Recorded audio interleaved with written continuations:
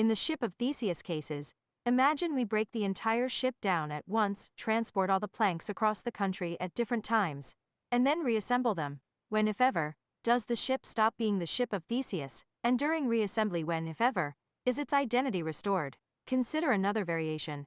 During transport one of the ship's nails is lost and replaced. Does this change the identity in the same way, or do all these cases still align? And what if the only thing we kept was the flag that said ship of Theseus, which we then placed on a completely new ship? Does that make the new vessel the ship of Theseus in the same way as before, even though its form has changed? What if someone took the flag and placed it into the earth? Are we all now standing on the ship of Theseus? And what if the flag wasn't placed anywhere at all, but simply removed and left lying aside?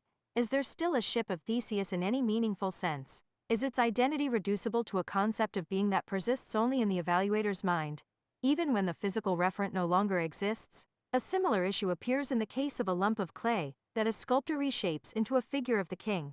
The clay changes form, but is it still just a lump of clay shaped differently, or can something have two identities of being? Is the lump of clay shaped like the king now a sculpture of the king, even if it is so poorly made that everyone thinks it looks more like the sculptor than the king? And if a wizard were to animate the sculpture, and give it a copy of all the sculptor's thoughts, would this thing that was supposed to represent the king still be just a sculpture? A related puzzle arises when we consider a person's ashes. If you were to die, and your ashes were scattered wildly, are your ashes now everywhere? And if a loved one accidentally spilled the ashes, so that the wind carried some away, but they gathered the rest back into the urn, are you now both everywhere, and yet more meaningfully in the urn?